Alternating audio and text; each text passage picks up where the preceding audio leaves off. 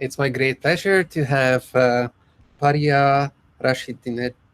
Oh, sorry, Rashidinejad. Is that correct? I hope. With us today, and she's a PhD candidate at ECS at UC Berkeley. We're working with Stuart and Jiao. She received her bachelor degree in electrical engineering from Sharif University of Technology. Her research interests lie in the areas of machine learning, statistics, and optimization. She's currently focused on the theory and application of reinforcement learning and developing efficient algorithms for inference and decision-making in dynamical systems. So, Paria, again, it's a great pleasure to have you here, and the stage is yours. Thanks a lot. Thanks for the introduction. Hello, everyone. Today I'm presenting our work on bridging offline reinforcement learning and imitation learning. In offline reinforcement learning, the agent's goal is to achieve competence in a task using a previously collected dataset without further access to the environment to do online exploration.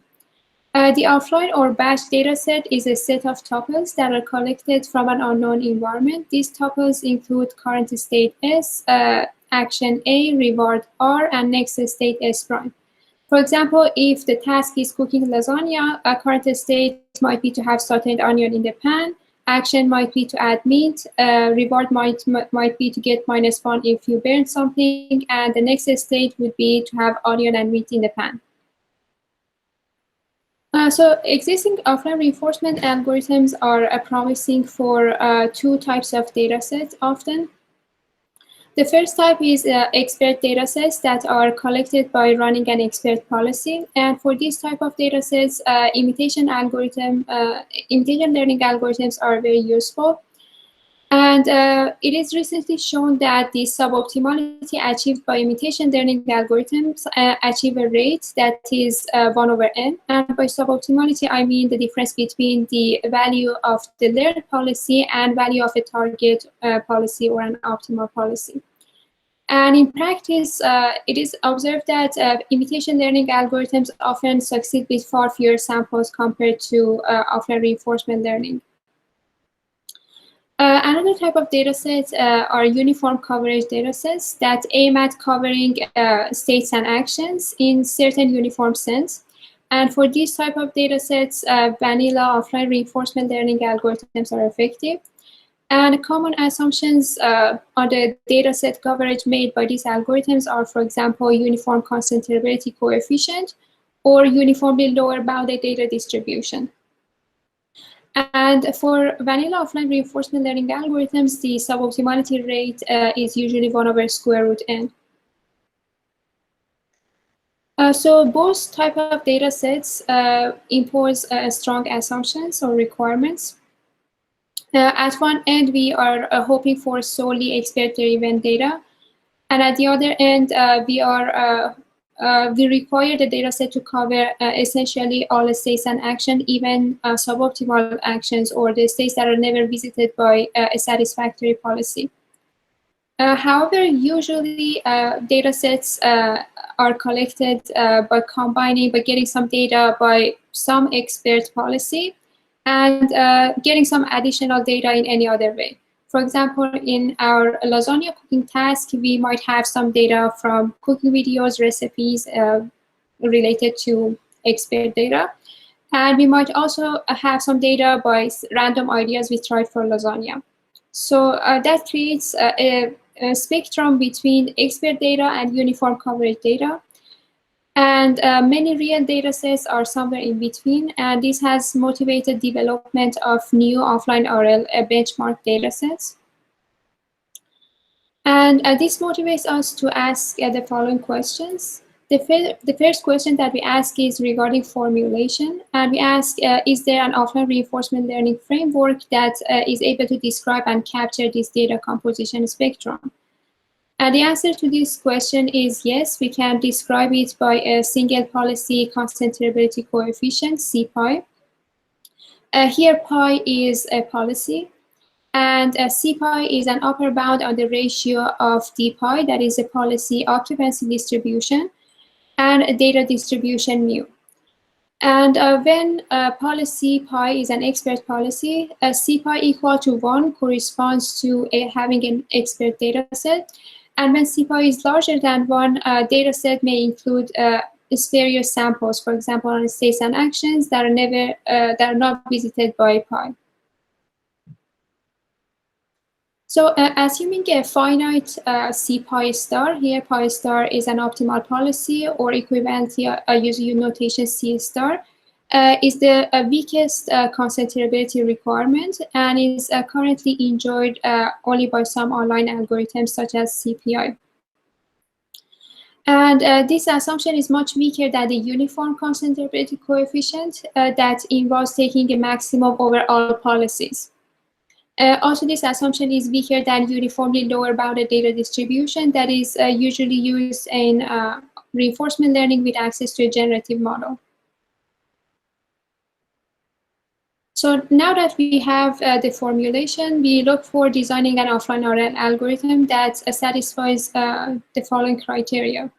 Number one, we want the algorithm to be able to handle various data compositions.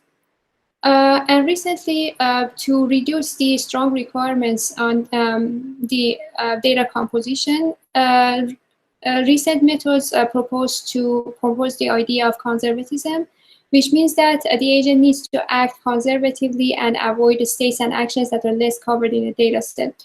And different types of methods are proposed, model-based methods, value-based methods, or policy constraint methods. And all of these methods shown empirical success. However, still the theory and theoretical understanding of conservatism is underdeveloped. Also, we want the algorithm to be able to handle unknown data compositions, meaning that because in many real scenarios, the data composition is unknown, for example, in offline RL. And in addition, if you want to use the offline RL algorithm in conjunction with an online RL exploration algorithm, we might want to use that on replay buffers, and the data composition of replay buffers are also unknown. So it is unclear that any of the proposed conservative methods can perform well regardless of unknown data composition. And empirically, it is observed that model-based methods tend to work better for random or uniform data sets. And on the other hand, model-free methods tend to work better for near-expert data sets. Also, if our data set happen to have a good coverage on an expert policy, we want to be able to exploit that and enjoy the sample savings offered by imitation learning. So this motivates our second question that we ask, can we design a minimax optimal offline reinforcement learning algorithm that is adaptive to data composition, meaning that it achieves optimal rates without C-star knowledge, as if it were provided with that knowledge? And the answer to this question is almost yes. In this work, we consider a pessimistic variant of value iteration with lower confidence bound, or LCB. We also analyze the finite sample properties fully agnostic to data composition. And we show that in the case of multi-armed bandits, LCB is almost optimal. For the case of contextual bandit with at least 2 contexts, LCB is nearly optimal. And for the case of Markov decision processes, it is also optimal. And we conjecture that it is almost optimal, and we conjecture that LCB is indeed optimal, but the gap between upper and lower bounds is a caveat of our analysis. Let me introduce some background and notation. So in this work, we consider infinite horizon discounted MDPs. This is the tabular MDP setting with finite state and action spaces. And we consider stochastic rewards with reward distribution family denoted by capital R and expected reward function small r that is bounded between 0 and 1. We denote by rho the initial state distribution. So we use a standard notation for policy value and occupancy. We consider policies that are stationary and deterministic. For the value function, we denote it by v pi s. For q function, we denote it by q pi s and a. We also denote the expected value of a policy by j pi, that is expectation of v pi s, when s is distributed according to initial distribution rho. And we denote the optimal policy by pi star. We also define the state action discounted occupancy measure and denoted by d pi.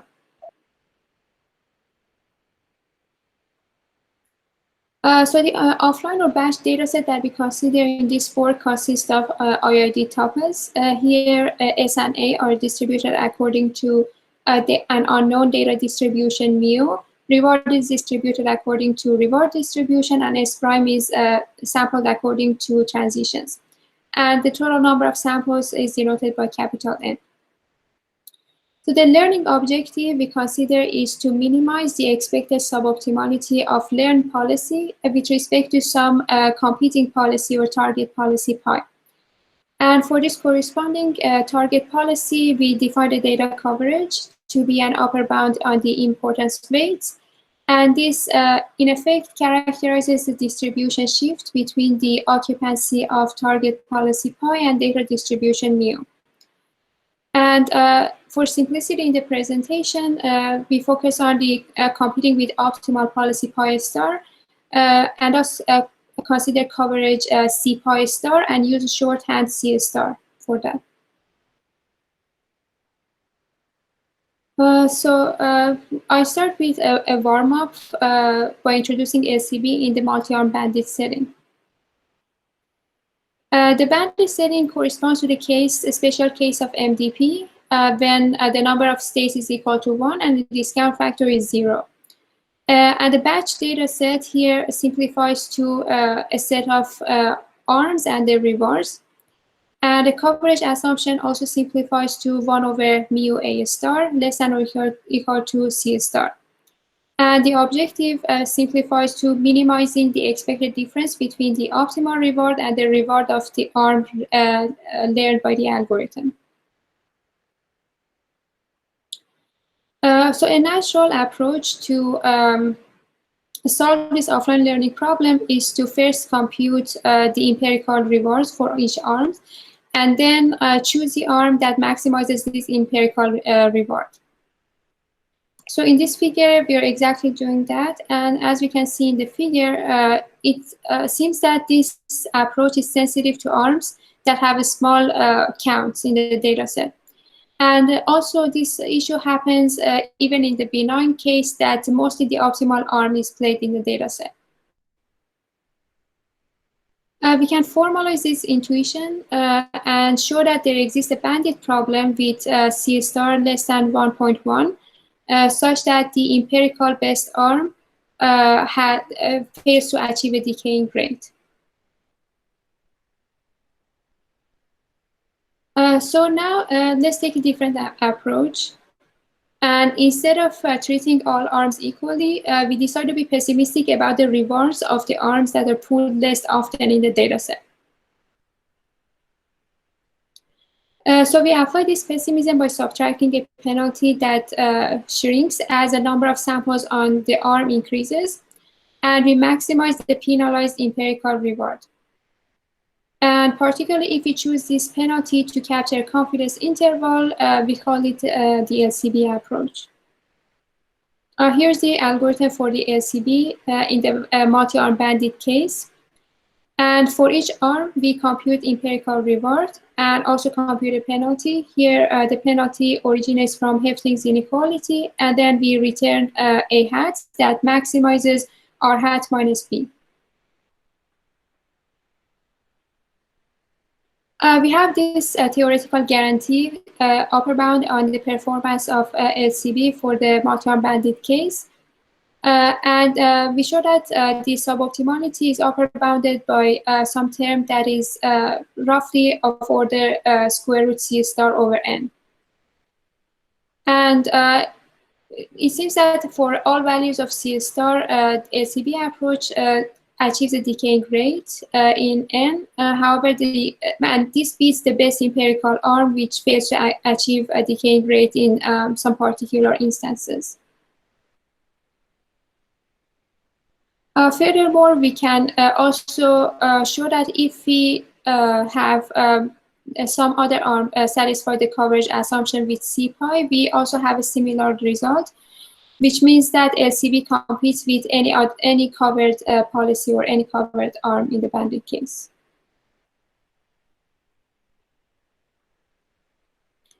Now, the natural next question is to ask whether this LCB approach is optimal for offline bandits. We use the usual minimax criteria, and we define a set of bandits that satisfy the coverage assumption. So we are fixing C star here, and we define a minimax criteria by taking infimum over A hat. A hat is simply a function of data set, and this infimum over A hat is applied to worst case suboptimality. And we have the following lower bound at the minimax rate. We show that for the case of C star larger than 2, minimax rate is lower bounded by square root C star over n. And this matches the LCB upper bound up to logarithmic factors. And for the case of C star between 1 and 2, we only show that the minimax lower bound, minimax rate is lower bounded by some exponential term in n. And there's a mismatch between upper bound, LCB upper bound, and this minimax lower bound, and we investigate this particular case. So taking a closer look at the case of C star between 1 and 2, this corresponds to the case that the mass on the optimal arm in the data set is larger than 1/2.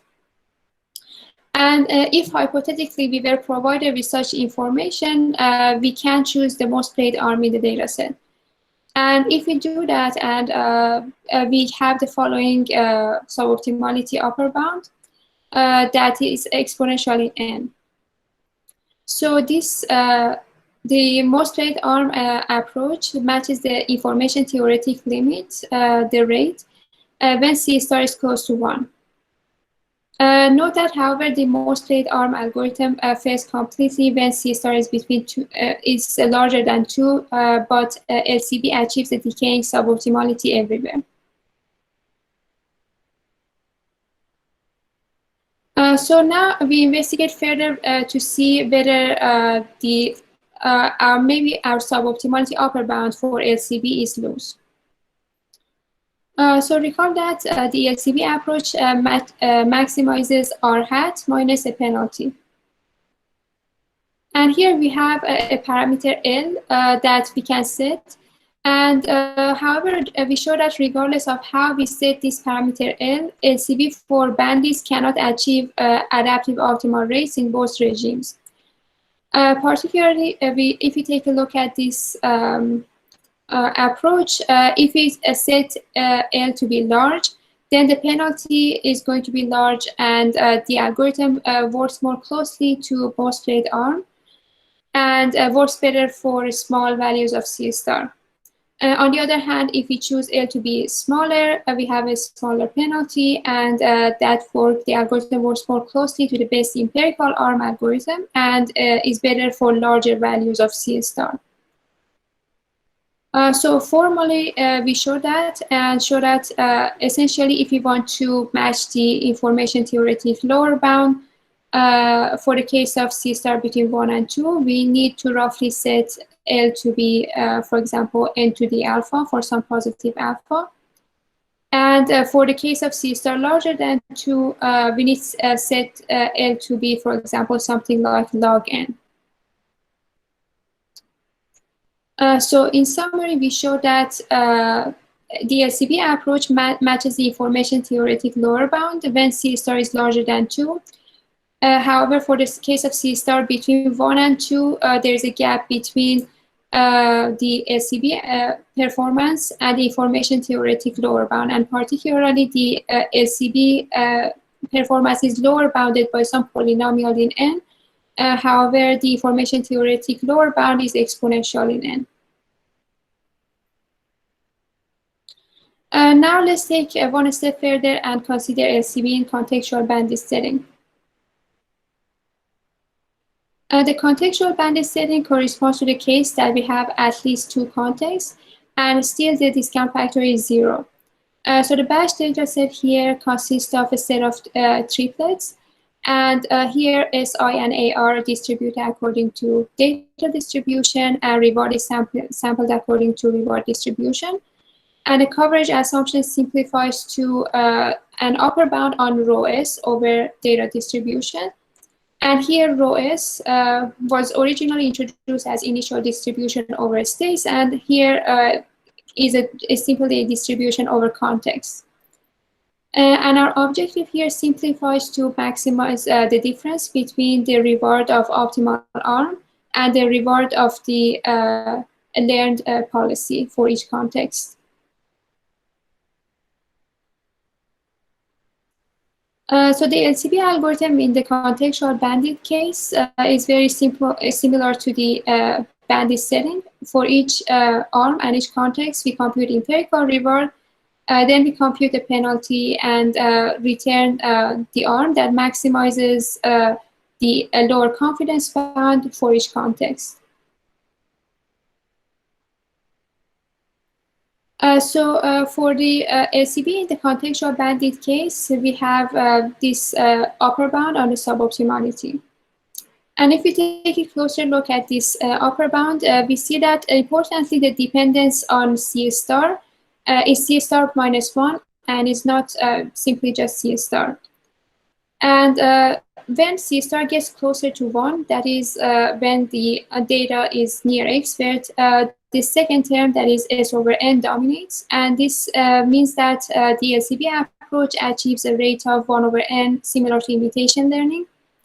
And when C star is 1 plus some constant, the first term dominates. And that means that the rate is 1 over square root N, as in similar to offline reinforcement learning. And because of this C star -1 dependency, the rate smoothly transitions from 1 over N to 1 over square root N. Similar to the bandit case, to study the minimax optimality, we define a set of contextual bandit that satisfy the coverage assumption. And we define a similar minimax criteria. And we show that the minimax rate is lower bounded by some term that is very similar to our upper bound up to logarithmic factors, meaning that LCB approach matches the information theoretic limit. Furthermore, there might be a question that why is the optimal rate for the case of C star between 1 and 2 different from the bandit case? And if you recall, in the bandit case, we had an exponential lower bound. And the reason is kind of intuitively that when we only have one state, as in bandit case, the probability of not observing any samples on the optimal arm decays exponentially in n. However, if you have multiple contexts, the probability of not getting samples on optimal arm of at least one context decays like 1 over n. And this is due to recent analysis in the of the information theoretic limits of imitation learning.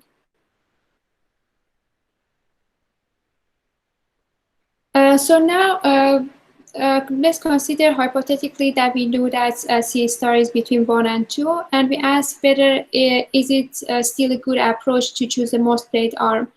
Recall that in the bandit case, it was a good choice to choose the most played arm in this case.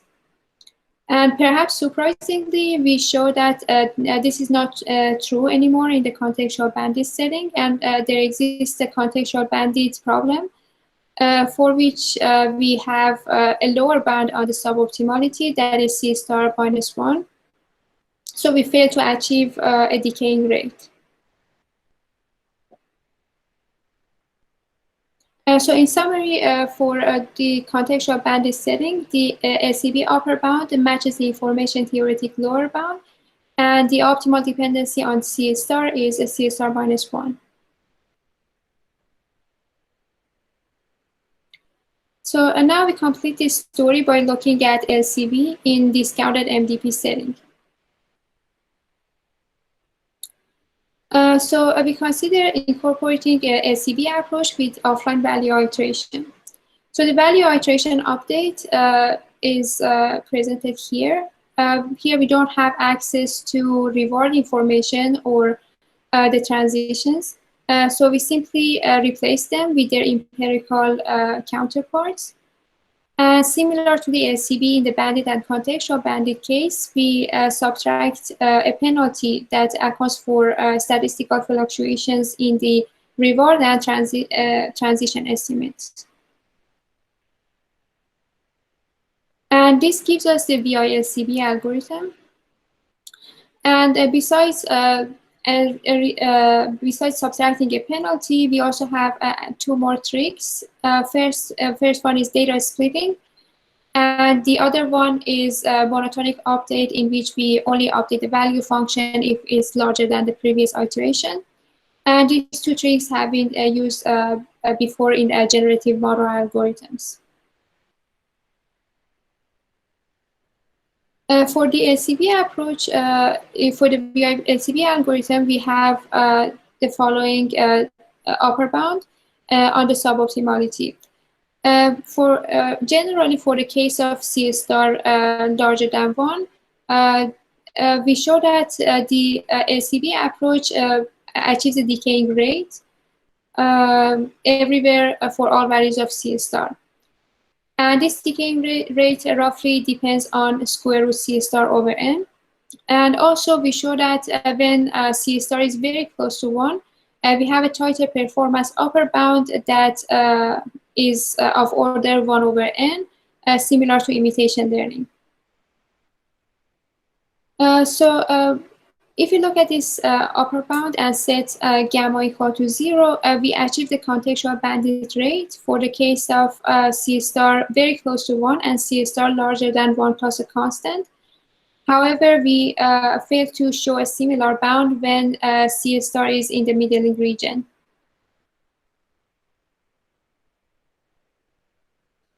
As before, we study information theoretic limits, and we define a set of MDPs that satisfy the coverage assumption. And we define a similar minimax criteria and show that the minimax rate is lower bounded by this term. This lower bound consists of two terms. The first one is similar to imitation learning lower bound, and the second one is similar to offline RL lower bounds. And importantly, it has a dependency on C star, that is C star minus 1. And just also a note on the horizon dependence, that VILCB algorithm has an extra 1 over 1 minus gamma squared factor in the sample complexity, and this is due to data splitting. And recently, this gap is addressed by Jiao et al. In episodic settings, and they use additional tricks such as a Bernstein type penalty and reference advantage decomposition technique to close the gap.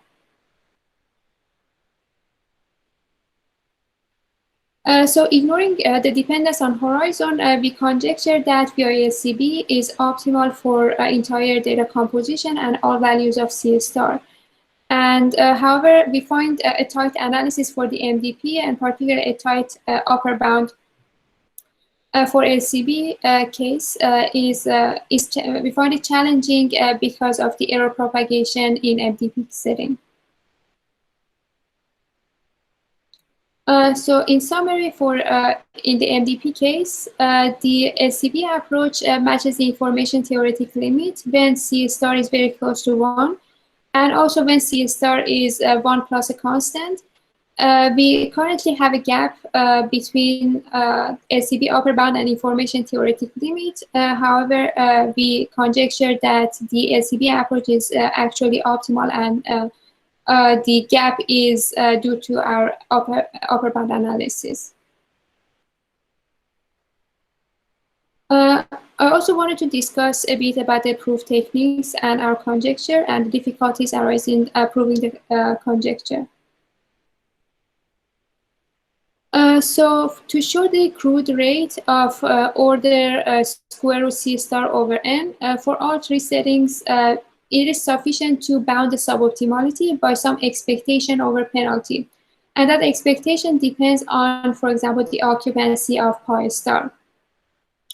And this result of expectation over penalty is basically uses the property of LCB in the multi-arm bandit and contextual bandit setting. And for the MDP case, the proof is more involved, and it includes showing first some properties of the algorithm, such as monotonicity and contraction result. However, we can also show a similar upper bound for the MDP case as well. And from this upper bound, it is easy to show the square root C star over n rate. And here is a sketch for the contextual bandit case. So for simplicity here, a condition on penalty capturing the confidence interval and the number of samples on the optimal arm for each context, assume that for the optimal arm is at least 1. And then we first bound the suboptimality by some expectation over penalty. And then we have this number of samples on optimal arm in the denominator, and we can further bound it by some technical lemma involving expectation of, so involving the inverse moments of binomial random variables, and then we apply Cauchy-Schwarz followed by the definition of C star. However, this proof technique fails to show the C star -1 dependency, and thus fails to show the faster rate of 1 over n. To show the faster rate, we need to decompose the policy suboptimality directly and characterize the probability that LCB chooses a wrong arm. And our decomposition involves analyzing two cases separately. The first case is that the mass on the optimal arm is much larger than the total mass on suboptimal arms, and also the complement case. The first case implies that we have the number of samples on the optimal arm is much larger than the number of samples on suboptimal arm. And recall that the LCB approach picks the optimal arm if the following inequality is satisfied: if the LCB of optimal arm is larger than the LCB of suboptimal arm. And when the number of samples on optimal arm is much larger, this inequality can be guaranteed with high probability. And this inequality holds regardless of the gap between the optimal reward and suboptimal reward. And overall, this case, we show that it only incurs a suboptimality that is, for example, order 1 over n to the 10. So it's very small. And for the second case, we show that the suboptimality has a correct dependency on C star, which is C star -1. So now, if you want to follow a similar decomposition approach as we did in the contextual bandit case, for the MDP, we can essentially show the correct dependency on C star for case 2. However, the main challenge that we face is controlling case 1. That corresponds to the case that the mass on optimal arm is much larger than the total mass on suboptimal arms. The VILCB approach here picks the correct action if the LCB on Q function of the optimal action is larger than the suboptimal action.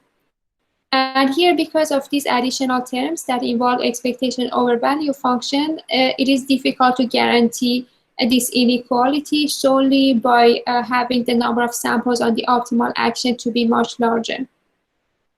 So overall, this difficulty is due to error propagation in MDP, and also additional difficulties due to iterations in the value iteration in discounted setting.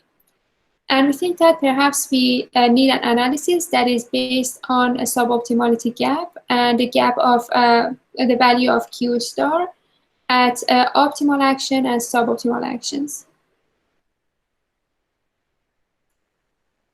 To verify our conjecture, we consider analyzing a variant of VILCB in the episodic setting.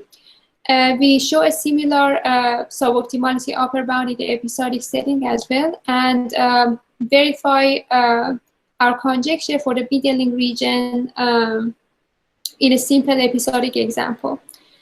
And particularly, this episodic MDP has a horizon tree and 2 states per level, 2 actions per state. And action 1 is optimal in all states, and the mass on action 1 is 9 times more than a mass on action 2. And it turns out that even in this very simple MDP, the analysis depends on delicate decomposition based on the gap. And if this gap, so intuitively, if this gap is small, the contribution of that state to the final overall suboptimality will be small. However, if the gap is large, via LCB algorithm, we can show that chooses the right action with high probability. And interestingly, we see that the right threshold for the gap is a square root C star minus 1 over n, which gives the correct dependency on data composition. So the takeaway from the analysis is that we have the policy suboptimality that we wish to bound. And the first level of bounding this is to do a policy and gap analysis by characterizing the probability of choosing the wrong action and multiplying it by the loss suffered or the gap. And the second stage is to do a policy-only analysis by just characterizing the probability of taking wrong action and multiplying by maximum loss. That's what we do in the contextual bandit setting. And the last level is to do a value-only analysis, and that for the LCB case, it involves bounding the expectation of penalty. And it seems that the value analysis gives a rate that is 1 over square root n. And to show the faster race, we need to do a policy and gap analysis or policy analysis.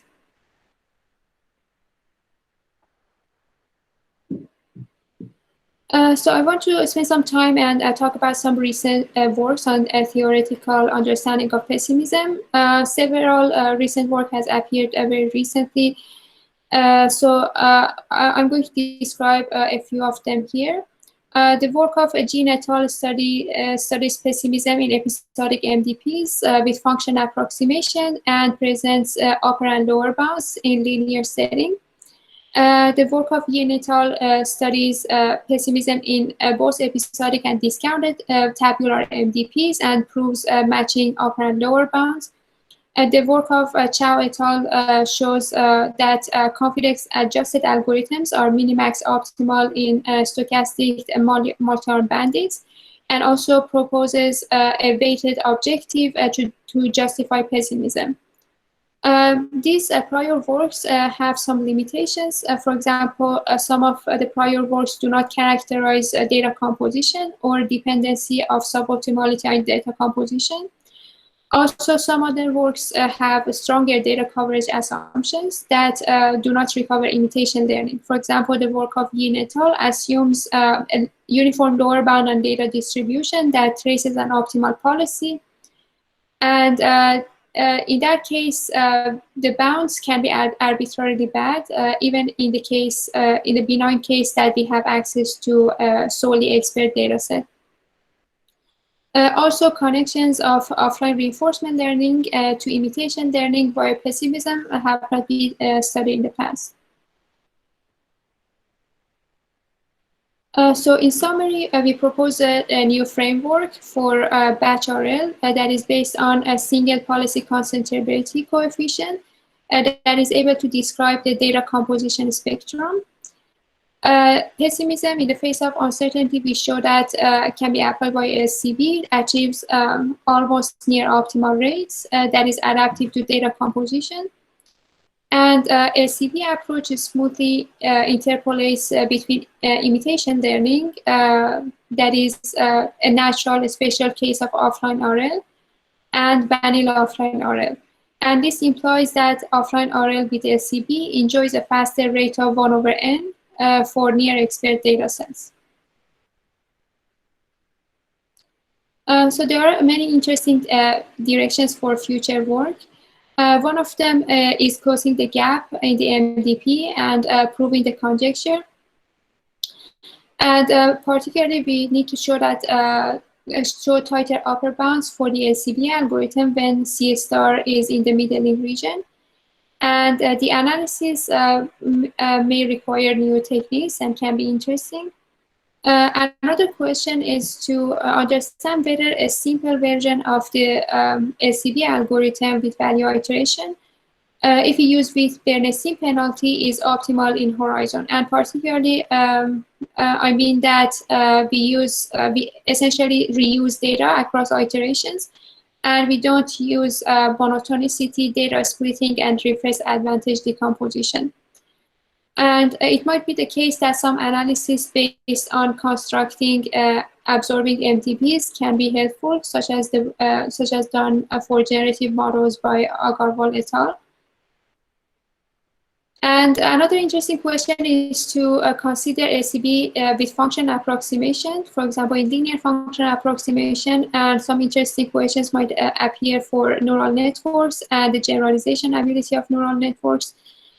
And lastly, it would be interesting to investigate other conservative algorithms and understand whether, for example, conservative Q-learning is adaptively rate optimal or minimax optimal in certain sense. So that's it. Thank you.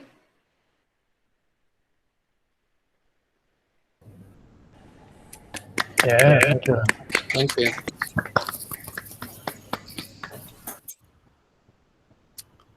Who wants to start with questions?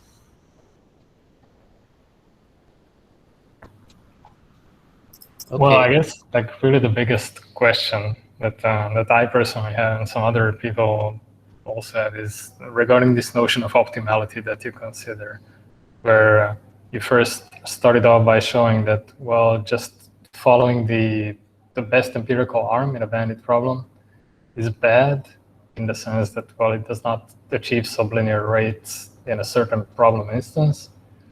But cannot the same be said about, well, this pessimistic algorithm as well? I'm just wondering, like, what do you mean by an instance in that case? Like, what is part of the instance? Is it like the data distribution and the reward distribution jointly together? So I'm just really wondering, like, you know, what is that construction and how do you reconcile it with the positive results?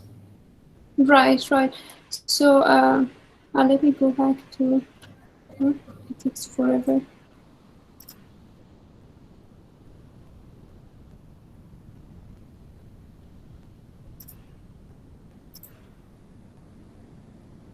So yeah, so here, by instance, I refer to the case that we are fixing C star, and the instance involves choosing the distribution over the data distribution as well as the MDP itself. And for this case that we only have, that is the bandit case that involves choosing the reward distribution of different arms. And yes, so I think that this question regarding pessimism and motivations for using pessimism is quite interestingly addressed in a recent Jiao et al. Paper. If whether is in certain cases pessimism, so the confidence adjusted algorithms, regardless of whether they're pessimistic or optimistic for different type of data sets, can work. But when we define this particular characterization for the data composition based on the single policy concentrability, it seems that the pessimistic approach is able to achieve a decaying rate. And also some this recent empirical studies also suggest that it aligns with the characteristics of the data sets that we encounter in practice. Yeah, I guess those are compelling reasons, but I guess, so in this construction, I guess what you have is that, well, yeah, C star is fixed, yes, but then there is some other likelihood ratio, right? So there is some other C that is actually very large, right? In the construction, I guess you have something that grows with M. Right, absolutely. So if everything is fixed and we don't have anything changing with n, then of course the empirical best arm as n goes to infinity finds the optimal arm. So actually, here is the construction that we use. Particularly, we choose the number of arms to be polynomial in n, and then we have a lot of mass on the optimal arm.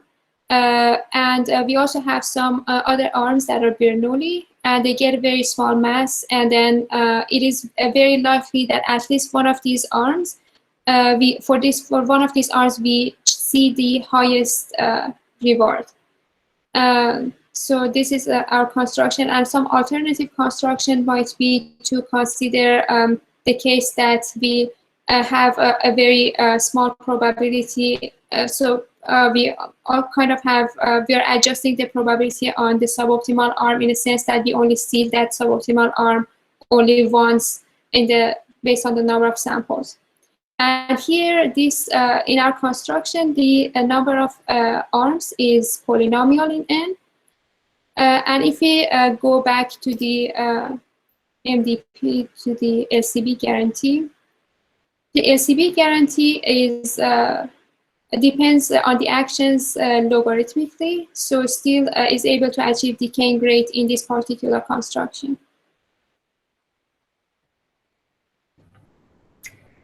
Yes, right. Yes, that's nice. No, it's just that, just saying that, well, this is really what characterizes optimality, and just emphasizing like this certain notion of minimax optimality, maybe that can be misleading for some people. I'm just saying that there's certainly more to this story than just claiming that everything is nice and then. I guess in the case where, you consider C star as the fixed problem parameter that you care about, in that case, these results really show minimax optimality.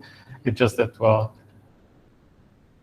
some people still need to be convinced that C star is really the only parameter to care about. Yeah, absolutely. Yeah, I think it's interesting because the concentricity coefficients are really often used in both online and offline oral. So I think connecting with the concentricity definition is a useful metric here.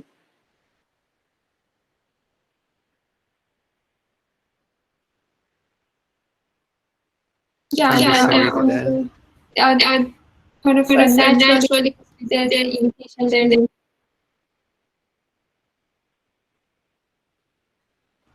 Okay.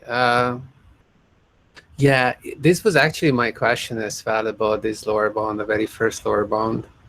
So it's kind of like the set of instances that is considered here is this somewhat unusual set where the number of arms is also growing with the number of examples, and it's kind of like a diagonal construction. It's interesting. And I guess this distinction just goes away if you fix the number of arms. And like as Gary said, like everything is fixed, and like, okay, empirical risk minimization is gonna get it eventually. So yeah. So what does this all mean? Like what's the interpretation of this? For example, if you're kind of looking at the large action set limit, but not too large, of bandit problems, right? Like if you want to translate it to a language which kind of like maybe easier to understand, and it does reflect how the lower bound is constructed, then we could say that if we have instances where the number of actions is expected to be large compared to the sample size, you may end up in situations where the empirically best looking arm is not actually a good choice, even though the optimal arm is selected overwhelmingly. And yeah, it's kind of like playing with this polynomials, I guess, because the number of times the optimal arm is going to be selected because of this, it's a constant proportion of the time. So it's like a small constant fraction of the time you're not selecting those. And so if you have a large number of other arms, then of course those samples go everywhere. And there could be some arms which is just like very lucky, and that can happen with a pretty large probability. So this is kind of showing that even if you have favorable looking, like it appears that C star being constant, like the intuition would be that that's favorable, but it is only favorable as long as you keep the number of arms fixed. If you have like a large number of arms compared to how many samples you have, you can turn this around. Like how many samples per arm do we have? Like, well, we have tiny little numbers here. And then of course the 1.1 doesn't look that appealing anymore. Then it looks like, oh, okay, like, yeah, it's interesting. I think it's very interesting to think about these cases. I had a different question, which was about somehow related to C star. Just thinking about these problems that, but I guess it's also related to this other view that like experts are providing the data, or like some portion of the time you're following an expert policy or something like that. But I usually put it to myself saying that I expect that maybe the sampling policy is not horribly bad, but it wouldn't be particularly good either, right? Like it's not really the optimal policy. So it may be sampling things. So I kind of expect that this is the general case, or like this would be the interesting case. And I wonder whether you can somehow twist your results to say something about this case, or maybe you already, like your results actually do speak to this case as well. It's just not entirely clear to me whether they do or not. Like, can you clarify this? Right. I think I thought about a similar question, and I feel that because our results can basically, we can write similar proofs for any competing policy. So it seems that so if there is some better policy, and that policy is not it's not our expert policy, or maybe the expert policy is not good, but as long as some policy is covered, the LCB approach seems to be able to compete with that policy. So it's more about the coverage of a good policy than it's about whether we're actually collecting data by some good expert policy. Can be kind of flipped around as well and ask for what is the best policy that is sort of covered or something like that, and try to compete with that. Yeah.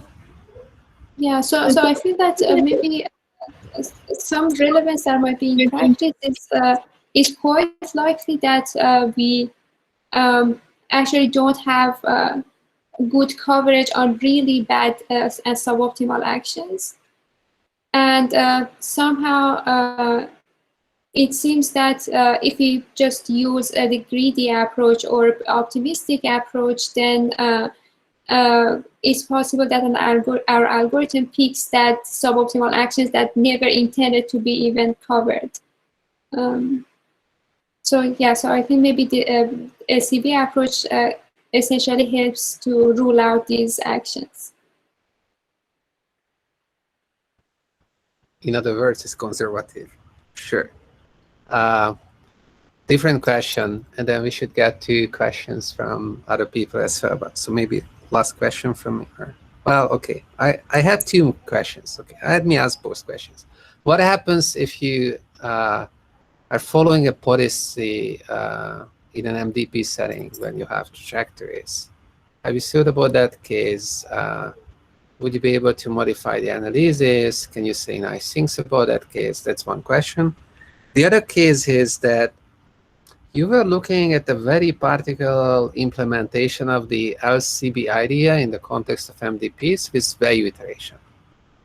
But you could just disregard computation, forget about value iteration, and just like consider the LCB kind of solution, like with the initial distribution. And that optimization problem may be hard, but maybe you can get the information theoretically, or like match the lower bounds in this specific case that you're looking at. Have you thought about that? Sorry, I didn't really catch your first question. It's just okay. It is just that I think that you assumed that your data is IID. Right. And I'm thinking about maybe it's more natural to think about that the data in an MDP setting is like a set of trajectories which are obtained by following policies and like whatever stopping conditions you may have. Like maybe you go on to the end of some horizon, depends on like your accuracy requirement in a discounted setting and whatnot. That was the question. Yeah, so for your first question, so yeah, definitely I think the trajectory data can be closer to what happens in the practice, but the IID data are easier to analyze, and also somehow is quite relevant to the replay buffer case that we independently sampled from the buffer in conjunction, we use the offline RL in conjunction for online RL case. And for your second question, sorry, I forgot your second question. What was it about? Oh, that was about changing the algorithm just to go for the SCB value at the initial state distribution. Right. Yeah, I think it's an interesting question to changing the algorithm, and also even considering other conservative methods. So for the case of not using these additional tricks, we can essentially have a looser bound with a looser dependency on S if we reuse data. So that would be, again, LCB with value iteration, but that would remove the monotonic update and data splitting. And yeah, so other alternatives like a model base, I feel that would be quite similar because the algorithms in tabular setting tend to be similar, although maybe not really for maybe Q-learning, tabular Q-learning. So yeah, so that would be an interesting theoretical question. That's good. Matt was asking in the chat, could paper research to learn more about concentrability coefficients? I guess your paper. Concentrability coefficients, like what paper would you recommend? Is there something that comes to mind? None is not here, but he has some papers too. Yeah, I guess that one paper from, I guess, Scherer 2014 that talks about different I wanted to say that, 2014 Bruno Scherer paper, leverage the average, something like that. All right. Right.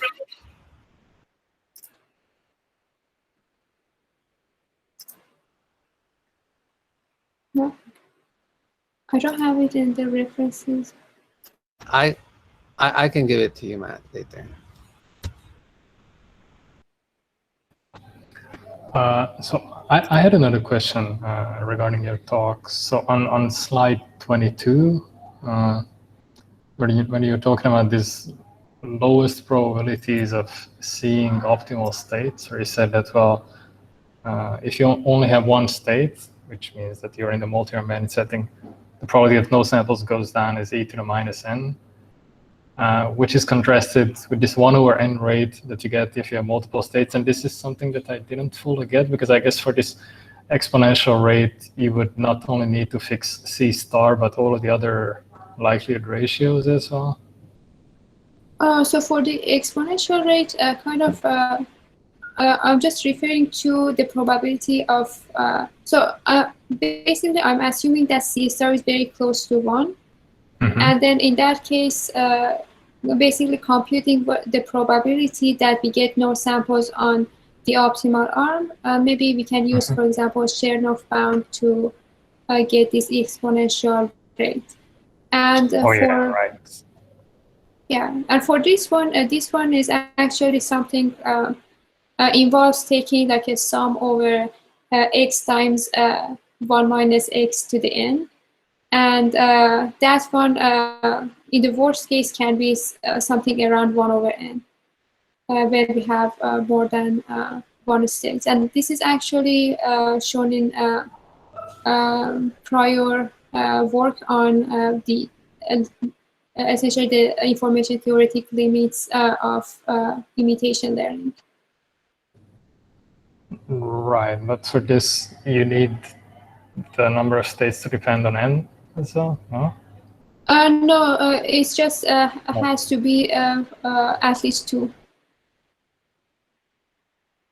Oh, I see. So if I say that, okay, the number of states is 2, can you give me a construction in which this is satisfied? I wonder how that goes. Oh, I see. My first feeling was that this is going to need a lot of states, but maybe I'm wrong. It's quite likely. Actually, I'm not sure of the construction. Because it was actually relying on the prior work on imitation learning. Yeah, but I can. So I think the work is probably, I have it here. So this references seems to be. So actually, this is the first reference.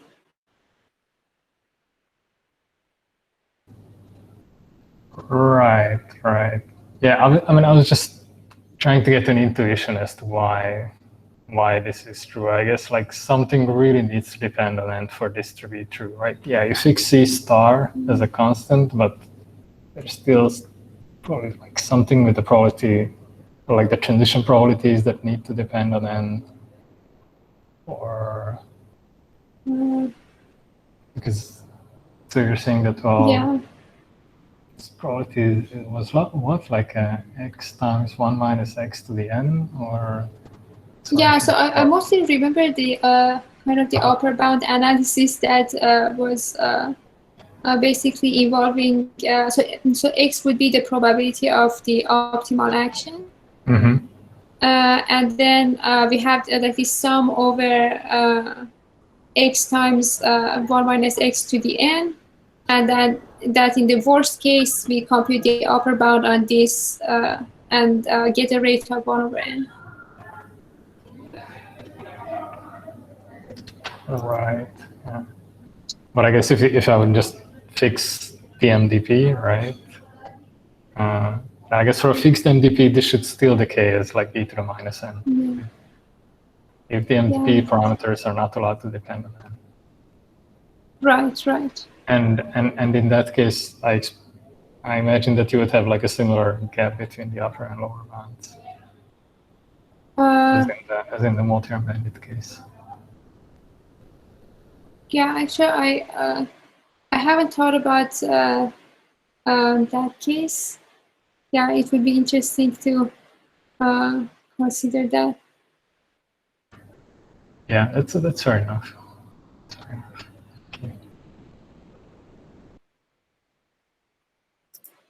And there was another question in the chat, which could be interesting. Is is this algorithm also? So like, does it protect us against adversarial perturbations as well? Like, do you think pessimism can work if some of the data is corrupted? I think Yeah, I think in a sense that we are not really, so this C star can be defined for any sort of MDP and data set. So in that sense, still the guarantees would hold even if we have adversarial data. But if we have somehow provided with that information that we have adversarial data, maybe we want to use a different approach and use that knowledge. So I don't think particularly we are preparing for adversarial data by using pessimism. Yeah, I mean, I'm sure that your current results don't really account for that. I'm just wondering what your thoughts are, because here essentially you're being like very conservative, and maybe this allows you to like protect against some small number of corrupted data instances. Yeah, I think particularly if the number of data is small, somehow LCB is kind of designed to avoid the actions and the states that are less visited. So it can help, I guess, in that case. Yeah, it's probably less brittle in that case than an optimistic algorithm would be. Yeah. At least this is my feeling.